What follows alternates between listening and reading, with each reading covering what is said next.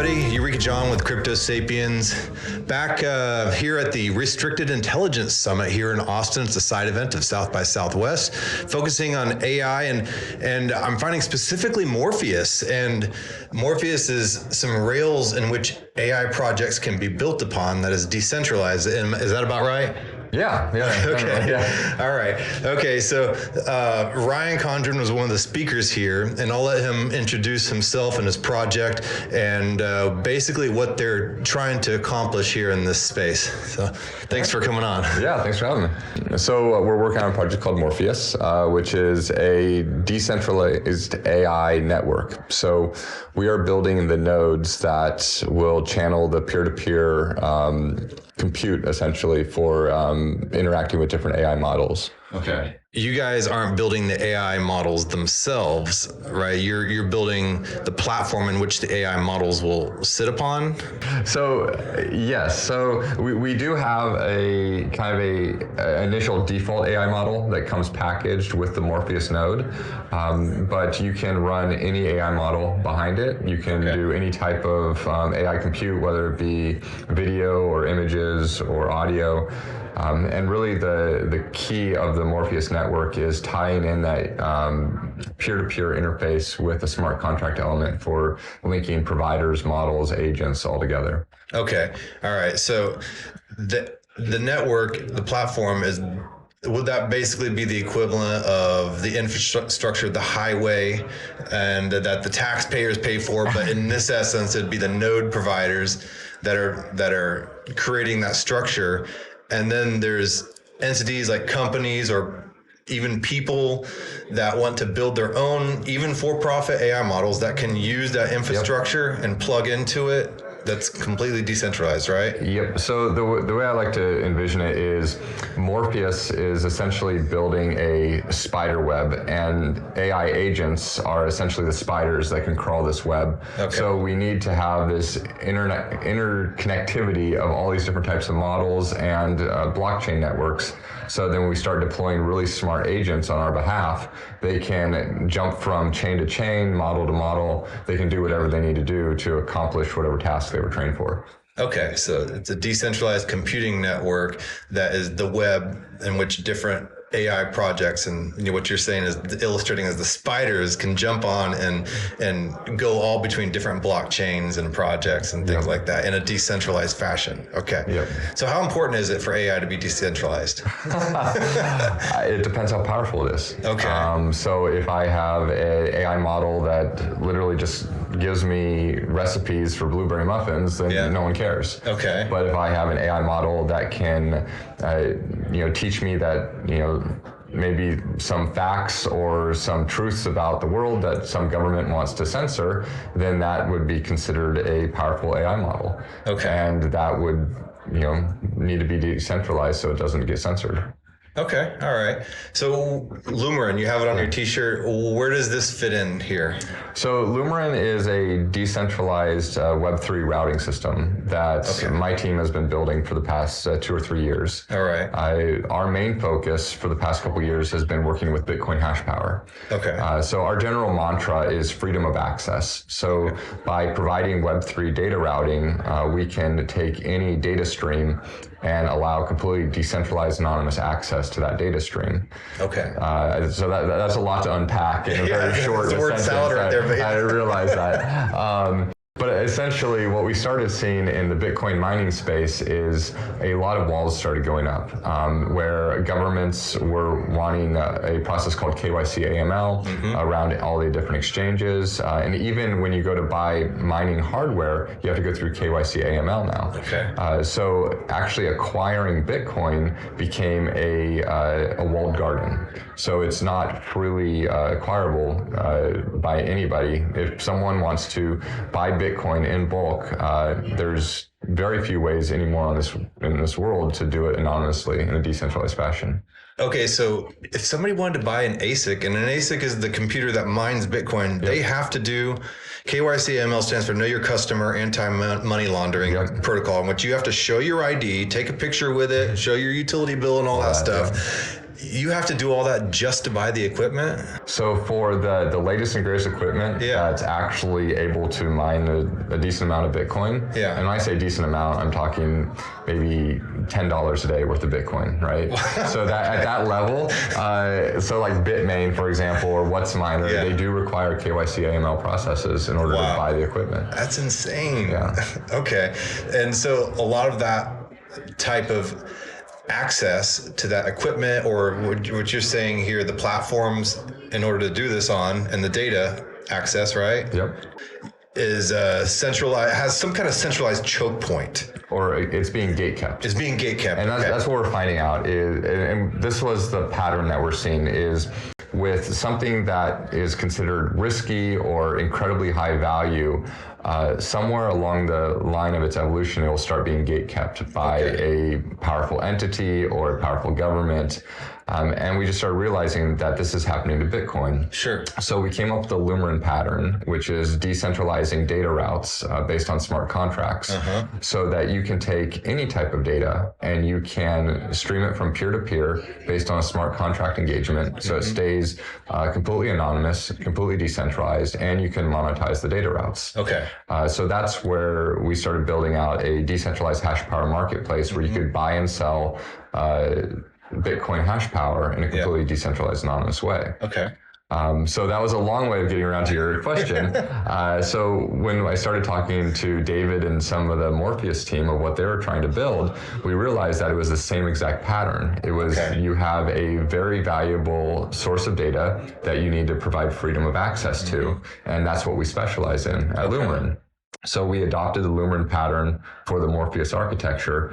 So we're using all the Lumerin code as, since it's all open source, we're using it as an initial code base for Morpheus. And now we're refactoring it for specifically AI compute and this decentralized AI web. Okay. All right. So there's always the common thing of, the KYC and AML is there to prevent terrorists or the wrong people from getting a hold of this powerful technology. How would you argue against that? I mean that's a great statement as long as you're not categorized as the wrong people. Absolutely. I mean, who's to say who's right and who's wrong in a grand global view of things? Because in reality, as history progresses, a group that was once considered wrong is now not. And maybe a group today that's not considered wrong will be a year from now or 2 years from now. And it's my personal belief and the belief of my team is that no one group should ever be able to censor another group. And this is freedom. And for better or worse, people can do terrible things with freedom, but people can do amazing things with freedom. But it's not up to us to police that. Absolutely. It's up to a government to protect. It's up to a government to make sure that their society is safe, and that makes sense, but not at the expense of freedom. Oh, absolutely. And the more that government or centralized entities use technology to censor our freedoms, we have to also create the balance of technology to free up that freedom, right? I mean, so we're in the United States right now, and the United States was founded on far less, infringements on freedom than what we're currently experiencing today. The whole mindset of, this country that we're currently in was completely irreverent, completely rebellious. And the idea was, don't tread on me, don't trample with my freedom, don't take it away. Like, I am a sovereign individual and we have the right to, the pursuit of happiness. And that was like the very tenets of this country. And that's what we're trying to bring to AI right now. Absolutely. Yeah. And, we're approaching kind of this singularity in AI, I think, in which, we have to keep it decentralized. There's the cathedral and the bazaar right now, and innovation happens in the bazaar and the decentralized chaos in a lot of ways. And you guys seem to be navigating that decentralized arena right now, creating some kind of semblance and creating good projects in which we can find some kind of order in the decentralization, right? Or is it? And there's a lot of fear around really powerful AI models. And that's what the government, our government here and governments around the world are kind of banking on right now is, there's this fear of unknown that could bring the apocalypse. It could do all this thing. It could wipe out mankind. But how many times throughout history have we seen fear used to control people or fear to limit freedom? And this is no different. It is a well-worn path. It is a model of control. Yeah. And, at the end of the day, like, can AI be used for bad? Yes. But can it be used for incredible good? Absolutely. Yeah. So who's to say that we're not going to have good AI models battling bad AI models in the future? Who knows how this is going to play out? But at the end of the day, I would rather side on freedom than totalitarian dictatorship or control. Yeah. Okay. So back to Lumerin and Morpheus. How would an individual plug themselves in to be able to practically use Lumerin? Yeah, so for the Lumerin network specifically, it's lumerin.io. It's lumerin.io. So that's, we have a full protocol that's tokenized around buying and selling hashpower. And then Morpheus is more.org, way easier to spell, way easier to remember, mor.org. And you can find the Morpheus white paper, the Yellowstone paper, and all the information about the Morpheus nodes and everything we're building there. Okay, so it's tokenized hash power that's being used to power AI. So the projects are separate, but the protocol and the design pattern is the same. Okay. So Lumerin is its own protocol with its own token that is specifically right now being used for hash power. Eventually, it'll be used for AI. It'll be used for telecommunications. It'll be used for other things.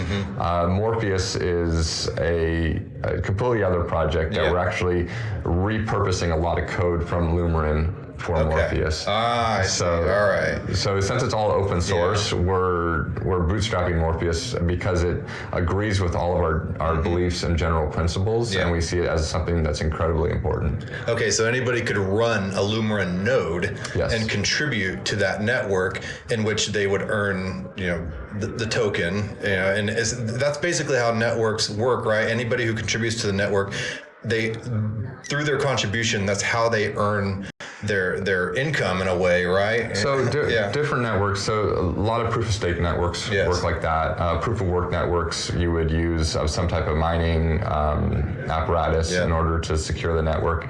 So Lumerin is right now an ERC20, so it's running on top of Ethereum and Arbitrum. Oh, good. All right. The eventual goal is to get onto our own network and have it be a merge mine with Bitcoin, but that's a bit down the road. Yeah, you got to start somewhere. So tokenizing the network. So we're slowly working into that with the pattern, but for now it's riding on top of Ethereum and Arbitrum, and then we have the hash power marketplace on Arbitrum.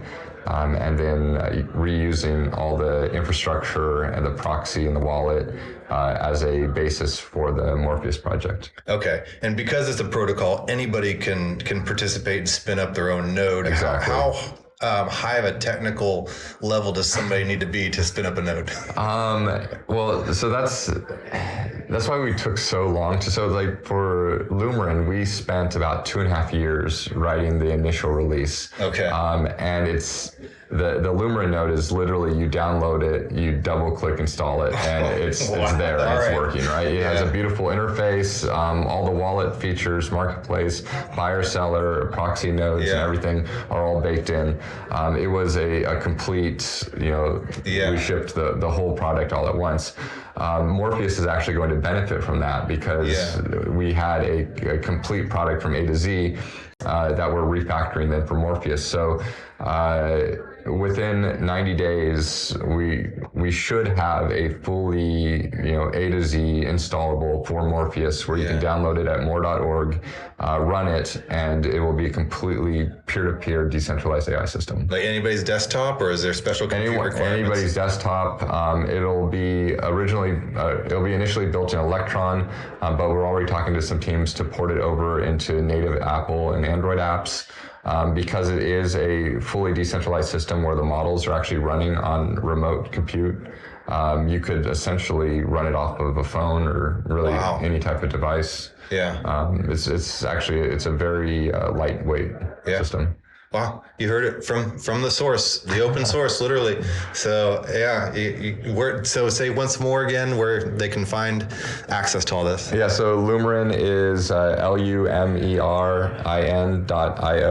So lumerin.io, and then Morpheus is more.org, mor.org. Simple enough. Thanks a lot. There you go. Thank you. Thanks.